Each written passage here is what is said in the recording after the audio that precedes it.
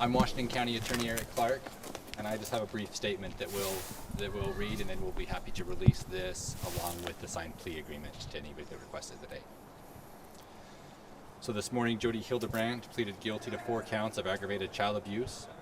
She will remain incarcerated, awaiting sentencing, which will occur on February 20th, 2024. As part of the plea agreement, Ms. Hildebrandt agreed to be sentenced to consecutive, as opposed to concurrent, prison terms for each of the 4 counts. One of the toughest things we ask victims of alleged abuse to do is testify in a trial against their abusers. We are pleased that in this case, and in Ms. Franke's case, that won't be necessary. That both defendants will be going to prison without having to hold a trial. We're grateful to the multidisciplinary team that investigated this case. We have great law enforcement officers, caseworkers, Children's Justice Center staff, both in our area and in Utah County. Additional information about Ms. Hildebrandt and Ms. Franke's cases, including redacted investigative materials, will be available upon request 30 days after sentencing of both defendants. For further information, please refer to the statement of defendant in support of guilty plea that was filed with the court this morning, and we'll be happy to make that available. Thanks, you guys. Why were 2 of the counts dismissed?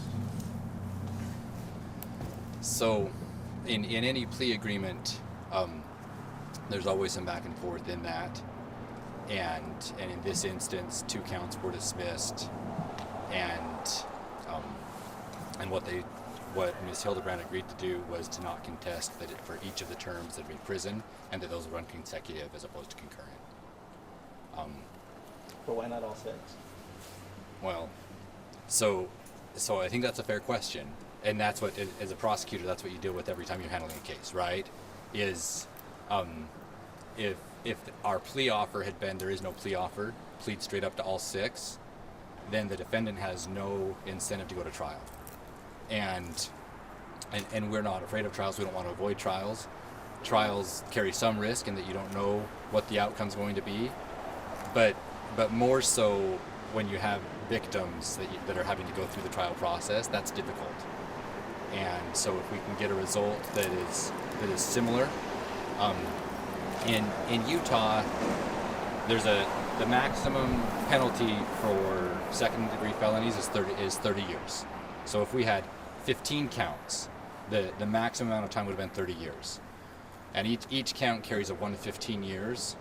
So the difference in reality between 4 counts and 6 counts, we, in our calculation, wasn't enough to justify asking victims to go through a trial. Part of Ruby Franke's plea deal was to testify against Jodi Hildebrandt. That was like a big part of that plea deal. Does that mean that is irrelevant now? She will not have to testify against Jodi? That's what I anticipate, yeah. When it comes to prosecutors always have to determine who they think is the more culpable party and co-defendants. Who do you believe is the more culpable party? I'll be more comfortable speaking about specifics in the cases after sentencing, and then we wait for the 30 days to make sure that appellate time is run, and that's just us being super careful to make sure that procedurally we're not doing anything that can complicate a case down the road and overturn a conviction. So I'm not going to get into thought processes at this point. Daniela with KSL 5 News. The defense attorney said that Hildebrandt chose to plead guilty before Ruby Franke made the decision to plead guilty. Is your office aware of the timeline there and which plea happened first? Which agreement happened first?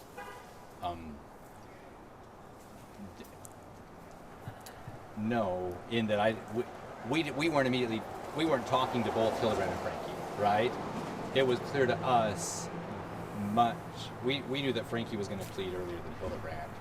Thus, like, Franke's the deal that Franke pled to included her agreeing to testify against Ms. Hildebrandt, and also that we would not submit things to the parole board asking that she stay in prison for a longer term. So that was in Franke's plea. That's not in the paperwork that you guys will see for Hildebrandt's plea. In Franke's case, you agreed to stay neutral for parole board hearings. Did the same agreement happen with Hildebrandt or no? No. So there's I know we can't predict the future, but so the door is open for the Washington County Attorney's Office to go to Hildebrandt's parole hearings and say, we believe she needs to stay in.